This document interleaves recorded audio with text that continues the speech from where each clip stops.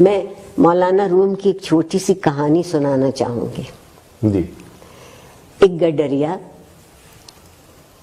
مسجد میں نماز پڑھتا تھا تو گاؤں کے امام مسجد سے اس نے پوچھا کہ سرکار جو یہ میرے مویشی ہیں بھیڑ اور بکریاں ان کی چراگاہ دریا کے پار ہے, ہمارے گاؤں میں کوئی ان کے خوراک کا سامان نہیں, تو میں روزانہ جاتا ہوں تو مجھے کشتی کے 2 آنے دینے پڑتے جانے کے, 2 آنے دینے پڑتے, تو میرے تو بہت پیسے خرچ ہو جاتے. تو آپ بڑے پڑھے لکھے آدمی ہیں, اتنی بڑی بڑی باتیں بتاتے ہیں, آپ مجھے کوئی ایک چیز بتا دیں کہ میرے یہ پیسے بچ جائیں کشتی والے کو جو میں دیتا ہوں. مولانا نے سوچا میں اس گڈریے کو کیا سمجھاؤں گا, اس کی سمجھ میں کیا آئے گا. کہا بسم اللہ الرحمن الرحیم کہہ کے اپنے مویشی بھی اور خود بھی دریا میں اتر جایا کر. اگلے سے اس صاحب یقین نے, یہ بنیادی صاحب یقین نے جو ملا نے کہا تھا اس پر اس نے بسم اللہ پڑھی, اپنا تہمد اپنی کمر سے باندھا, مویشیوں کو بھی اور خود بھی, اور دریا کے پار. آہا بے حد خوش 2 آنے بچ گئے, میرے بچوں کا کھانا اچھا آ جائے. واپس بھی ایسے ہی آ گیا. اب زندگی بہت اطمینان سے گزرنے لگی. ایک دن شام کو وہ اپنے مویشی گاؤں واپس لانا چاہتا تھا تو دیکھا کہ مولانا بھی وہیں کھڑے اور بہت پریشان ہیں. دنیا بھر میں دستور ہے کہ سورج ڈوبتے ہی کشتیاں الٹی کر دیتے ہیں. ملا کشتی الٹی کر دیتا ہے کہ اب سفر ختم, اب کل جب سورج طلوع ہوگا تو پھر سفر کی ابتدا ہوگی. غروب ہو چکا تھا سورج. انہوں نے دیکھا یہ اپنے پورے ریوڑ کے ساتھ مزے میں گاتا, گوالا گاتا ضرور ہے, ریوڑ والا گاتا ضرور ہے, اس کی طبیعت میں موج ہوتی. یہ چلا آ رہا تو اس سے پوچھا کہ تم کیسے پار جاؤ گے.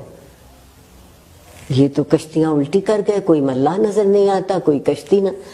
اس نے کہا واہ مولوی صاحب واہ, مجھے تو آپ نے ہی بتایا تھا کہ بسم اللہ پڑھ کے دریا میں خود بھی اتر جانا, مویشی بھی ہو تم پار ہو جاؤ. تو آپ بھی بسم اللہ پڑھیے, چلیے میرے ساتھ. وہ چرواہا صاحب یقین تھا. بے شک یہ صرف صاحب گفتار تھے میری طرح. انہوں نے بسم اللہ پڑھی, ذرا سا پانی گہرا ہوا تو ڈوبنے لگے, بہت چیخے چلائے. چرواہا واپس آیا, آگے نکل گیا تھا, واپس آیا, کیا ہوا خیر ہے. کہنے لگا میں کیسے, میں تو ڈوب رہا ہوں, میں تو مر رہا ہوں, میں تو یہ کر. اس نے کہا خیر. اس نے انہیں اٹھایا, اپنے کندھے پر رکھا, اور جب ساحل پہ لا کے کنارے پہ اتارا, کہا مولوی صاحب یہ بسم اللہ تو آپ نے ہی مجھے بتائی تھی, تو آپ سے کیوں نہ دریا پار ہوا. انہوں نے کہا کہ جس یقین سے تم پڑھتے ہو وہ میرے پاس نہیں.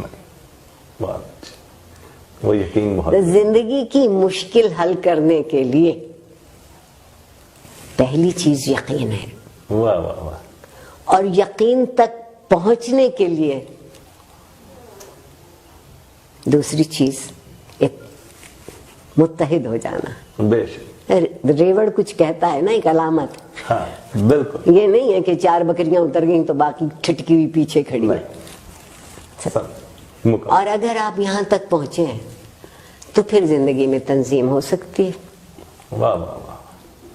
اگر آپ کبھی اکٹھے نہ ہوں, کبھی یقین پورا نہ ہو, تو آپ منظم بھی کبھی نہیں ہوں گے. بہت اچھا. جو اچھی زندگی ہے وہ منظم زندگی ہے. منظم زندگی ہے. بے شک. علم کا درجہ کوئی ہو یا نہ ہو, احساس تو جاگتا رہے. وہ تو رہنا چاہیے. تعلیم